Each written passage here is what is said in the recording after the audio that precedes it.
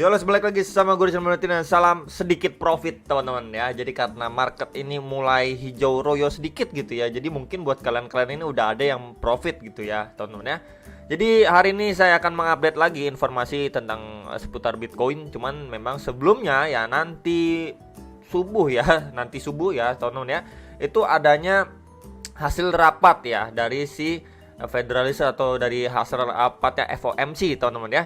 Jadi di sini ada beberapa schedule-nya ya teman-teman ya. Ini Januari tanggal 25 sampai tanggal 26, kemudian ada di bulan Maret, Mei, Juni, Juli, September, November dan Desember ya teman-teman ya. Jadi ini sekilas untuk beberapa tanggalnya ada teman-teman ya. Jadi mungkin untuk Januari ini udah akhir. Nah, nanti lanjut lagi ada meeting lagi di bulan Maret gitu teman-teman ya. Dimana juga bulan Maret kan kita tahu kalau misalkan tapering diselesaikan dan memang rencananya itu suku bunga akan dinaikkan. Nah, jadi memang banyak banget yang istilahnya menganalisa kalau di bulan Maret itu akan terjadi koreksi yang lebih dalam lagi gitu. Kurang lebih seperti itulah teman-teman. Jadi mungkin di bulan Februari akan kita sedikit dikasih napas lah teman-teman ya.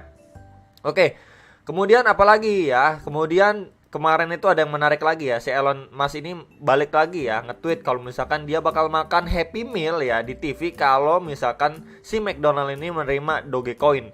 Ya mungkin sebagai pembayarannya tuh. Langsung dari Dogecoinnya nge-reply juga nih teman-teman tuh. Ya, jadi ya mungkin balik lagi lah ya buat ngepom-pom Doge lagi ya biar nggak terlalu drop lah teman-teman ya untuk penurunannya. Nah, kemudian yang satu lagi itu adalah dari ini ya, Bitcoin price action dari Maxspan-nya ini ya. Kalau misalkan kita lihat untuk expiry-nya di tanggal 28 Januari atau menutup bulan ini, Maxspan price-nya itu di kisaran $42.000. Jadi memang kemungkinan ya dari pergerakan harga si Bitcoin pun akan coba mendekati dari si harga Maxspan price ini, entah mungkin di kisaran 40.000, 41.000, 39.000 ya, mungkin sekitar area itu mendekati lah teman-teman ya. Biar exchange nggak terlalu rugi banyak lah. Oke. Jadi itu beberapa info awal, langsung aja kita pergi ke technical analisisnya. Nah, di sini untuk Bitcoin dominance-nya ini time frame 1 jamnya ya. Semoga memang di kisaran area ini ya dia mendapati rejection kembali untuk melanjutkan penurunannya biar altcoin-nya itu dikasih napas. Tapi yang kita harapkan di waktu yang bersamaan untuk Bitcoin-nya untuk sideways ataupun malah naik perlahan gitu, teman-teman ya. Itu yang kita harapkan biar altcoin-nya itu lebih recover lagi lah ya.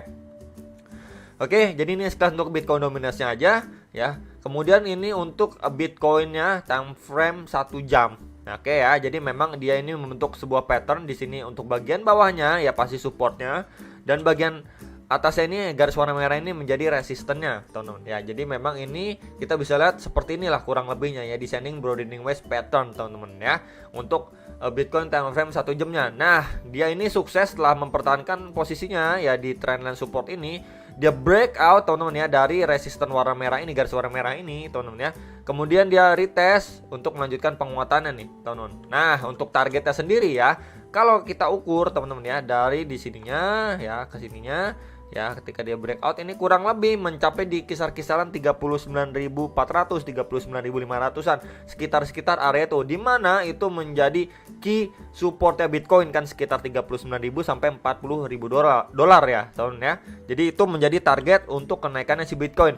Jadi memang buat kalian, kembali lagi saya infokan buat kalian nih ya yang sudah mengakumulasikan ya di beberapa area Bitcoin ya, mungkin di 35.000, di 34.000 dan lain sebagainya ya. Kalian kembali lagi saya bisa menginfokan untuk bisa melakukan aksi cicil jual gitu teman-teman ya. Karena memang di kisaran 39.000 sampai 40.000 itu sebelumnya menjadi strong support and resistance, dan sekarang ini kembali lagi bisa potensi kita kena reject di area situ teman-teman ya. Jadi bukannya terus overconfident nambah terus gitu, takut ketinggalan, justru kita udah harus lebih berhati-hati di kondisi market yang kayak gini gitu ya teman-teman ya. Kemudian kalau misalkan kita lihat dari time frame 4 jamnya pun ya, di situ juga ada garis trendline warna kuning ini ya, yang sebelumnya ini berfungsi menjadi support teman-teman di sini ya tahun 2020, support lagi di Juli 2021, dan potensially ini ya kemarin itu kan potensially menjadi support cuman dia breakdown teman-teman ya. Nah, sekarang kalau dia atau price action dari si Bitcoin mendekati area garis kuning ini, kemungkinan besar juga akan struggling teman-teman. Jadi memang ini tepat banget lah di key support and resistance-nya, pas banget dengan garis trendline kuning ini juga.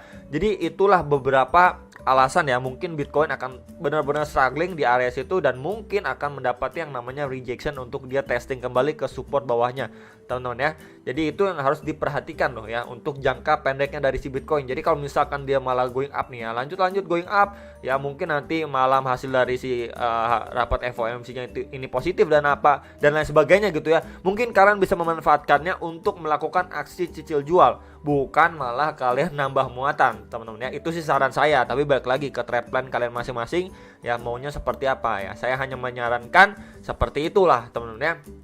Oke. Nah, jadi balik lagi untuk pergerakan si Bitcoinnya ya. Kalau misalkan pun nih, teman-teman ya, dia going up sampai kisaran 40.000, 39.000 ya.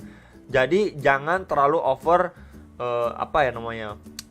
berlebihan lah sukacitanya gitu. Kenapa ya? Tapi kalau misalkan kita lihat untuk overallnya, memang dia ini masih downtrend. Kita bisa lihat aja nih pergerakannya ya. Ini high, lower high, lower high, lower high, ini low, lower low, lower low, lower low. Jadi dia seperti anak tangga ke bawah seperti ini, teman. Jadi kalau misalkan dia mengalami pemantulan pun di nanti malam ya, atau mungkin di hari ini ya, dia mengalami pemantulan pun ya, ini masih potensially membentuk yang namanya lower high dari highest point terakhirnya atau sebelumnya, teman-teman ya. Jadi itu yang harus diperhatikan. Nah, cuman memang hal yang menarik di sini ya, kalau misalkan sekilas saya lihat, teman ya, ini time frame daily-nya loh ya. Sebentar, nah ya, ini time frame daily-nya. Kalaupun ya, ini dia kan membentuk lower low ya, teman-teman, dari lowest point sebelumnya ya, teman-teman ya. Nah, kemudian dia up, mungkin akan terreject di kisaran area kuning ataupun setinggi-tingginya itu di bawah garis trendline warna hijau ini. Itu di sekitar 41.000 sampai 42 ribuan dolar, sekitar area itu. Kalau dia going up sampai situ pun, teman-teman ya, kemudian ya kita mendapati dia rejection ya, mungkin testing di area support bawahnya sekitar 37.000, 38.000. Ini adalah hal yang menarik ya. Kita potensi melihat yang namanya ini ya, untuk bagian left shoulder, ini headnya, ini right shoulder. Jadi inverse head and shoulder, teman-teman. Nah, ini kita berpotensi melihat adanya pattern seperti ini untuk daily-nya gitu, teman-teman ya. Kalaupun ini syaratnya ya, teman, disclaimer, kalau dia mampu hit di kisaran 41.000 sampai 42.000 dolar baru kena rejection ya, kemungkinan di situ kan dia koreksi dulu, teman-teman. Nah, potensinya kita akan melihat dia membentuk namanya inverse head and shoulder atau terkoreksi sampai di kisaran 37.500, 38.000 ya. Kemudian rebound dari situ kita bisa lebih confident kalau membentuk yang namanya inverse head and shoulder. Jadi itu adalah salah satu chart bullish atau pembalikan arah juga untuk setidaknya ya Bitcoin ini bisa rebound lagi untuk di bulan Februarinya ya. Jadi kurang lebih seperti itulah, teman-teman ya, untuk beberapa skenario yang bisa kita lihat untuk si Bitcoinnya. Oke. Nah, kemudian untuk balik lagi ke time frame 1 jamnya, memang dia ini ada bullish divergence ya, teman-teman. Kita bisa lihat dari price action ya terhadap RSI-nya ya, kemarin juga sudah saya sampaikan gitu, teman-teman ya. Jadi mungkin kita akan melihat untuk Bitcoin masih mungkin rebound lagi sebelum dia kena reject lagi ya, teman-teman ya. Entah di area yang pertama ini atau area yang kedua ini ya. Jadi memang ini untuk dua target si Bitcoin kemudian kena reject lagi, teman-teman. Oke, jadi itu sekilas untuk beberapa informasi yang bisa saya sampaikan untuk mengenai Bitcoinnya, Bitcoin Dominus, kemudian ada seputar Elon dan Doge juga, ada rapat-rapat dan jadwal FOMC meeting lagi di tahun ini, dan juga max spend price dari si Bitcoin Januari ini, teman-teman ya. Untuk menutup di bulan Januari ini memang di sekitaran 42.000 dolar. Jadi hopefully memang ya dekat-dekat akhir bulan inilah ya Bitcoin itu mampu bertahan di kisaran 39.000, 40.000 dan lain sebagainya, sekitar area itu. Nah, kemudian kelanjutannya untuk di bulan Februari juga memang ya, kalau misalkan kita lihat biasanya kalau Januarinya merah, Desembernya merah, biasanya itu Februari harinya itu hijau. Jadi ya kita masih punya harapan lah, punya nafas di bulan Februari sebelum dibanting lagi. Jadi buat kalian yang mungkin kemarin ada nyangkut atau belinya kecepatan gitu ya, teman-teman, itu bisa sudah mulai, saya selalu mengingatkan, cicil jual gitu. Jadi kalau misalkan nanti ya di bulan Maret, April itu benar-benar harganya drop lagi, Bitcoinnya mungkin sampai 30.000 dolar, 28.000 dolar dan lain sebagainya, kalian punya amunisi lagi buat serok bawah. Balik lagi, itu hanyalah saran dari saya gitu kan. Tapi balik lagi ya teman, saran dan masukan saya ini untuk menjadi pertimbangan lain dari kalian, bukan kalian harus wajib ngikutin saya, enggak.